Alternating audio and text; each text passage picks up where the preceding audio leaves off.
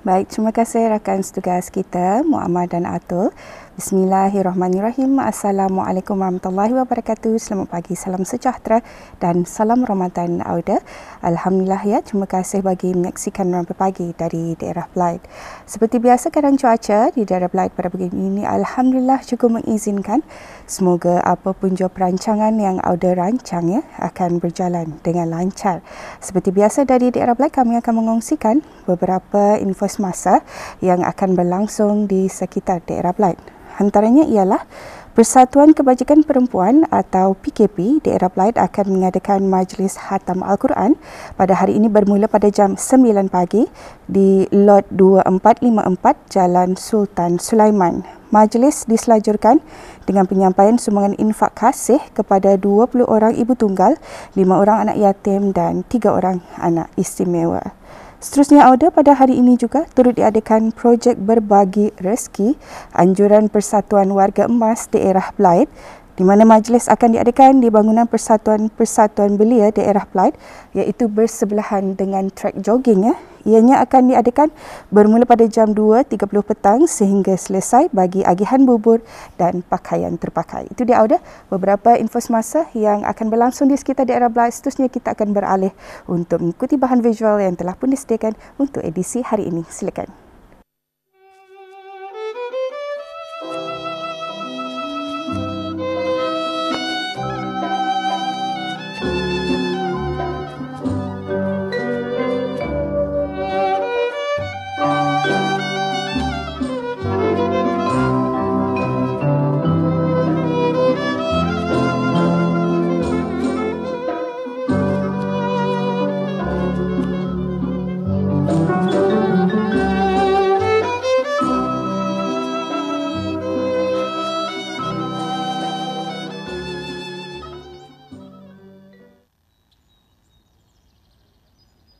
Hari ini adalah merupakan hari ke-21 kita berada di bulan Ramadan.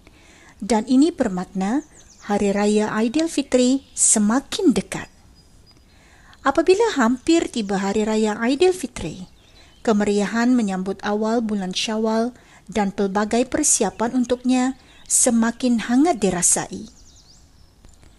Cuba mengimbas kembali kenangan sewaktu membuat persiapan dalam menyambut kedatangan Syawal di zaman dahulu.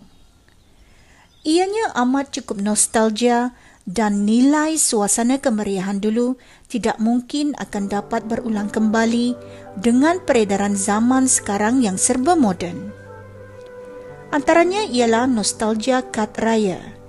Juga pastinya menjadi kisah yang akan diimbau setiap kali menjelangnya hari raya, di mana pada satu ketika dulu mengirim kad raya menjelang Aidilfitri ibarat satu kemestian untuk setiap orang.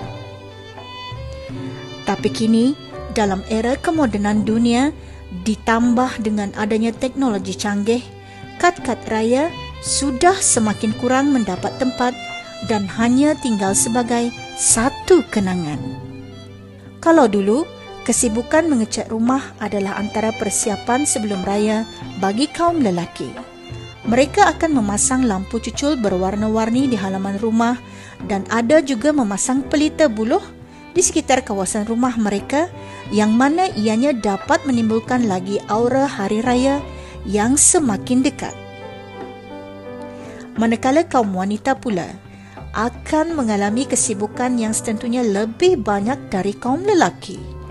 Mulai dari menempah baju raya di kedai atau menjahitnya sendiri, membeli baju-baju, kain-kain langsir, alas kerusi dan meja, membeli bunga-bunga hiasan meja dan membuat pilihan dan membeli kasut-kasut raya.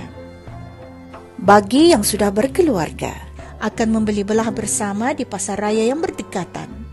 Disitulah kelihatan kesibukan dan kemeriahan membeli baju-baju Melayu raya, kasut raya anak-anak, dan memilih songkok dengan berkumandangnya lagu-lagu hari raya yang serba sedikit dapat menyuntik semangat ceria dan gembira dalam membuat persiapan menyambut hari raya yang bakal menjelma.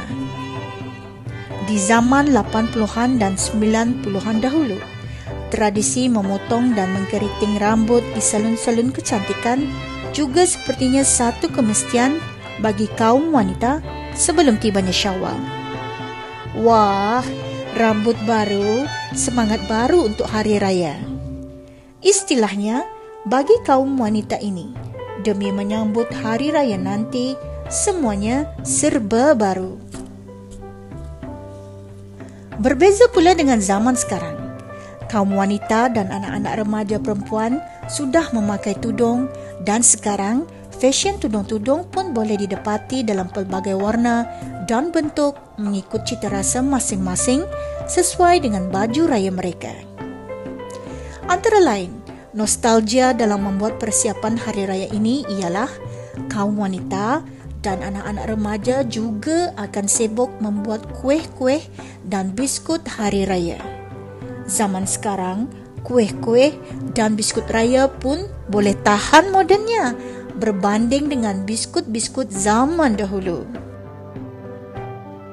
Antara kuih dan biskut-biskut yang boleh dikatakan sebagai biskut legend di hari raya zaman dulu ialah biskut sarang semut, biskut kacang, biskut tat nenas, biskut kelapa sapi, biskut bunga Cina, biskut bangkit sagu, biskut semprit, biskut dam, biskut marmar, biskut batang buruk, biskut buah kana, biskut bangkit kelapa, agar-agar kering, kuih siput manja, maruku, dan epok-epok padi.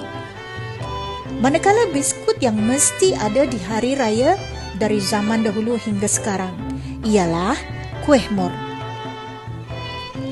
Walau bagaimanapun, dalam kesibukan membuat persiapan hari raya ini, kita janganlah lupa untuk membayar zakat fitrah untuk diri sendiri dan tanggungan. Ketahuilah, akibat dari tidak membayar zakat, seseorang itu pastinya mendapat dosa besar kerana ia salah satu daripada rukun Islam yang wajib ditunaikan.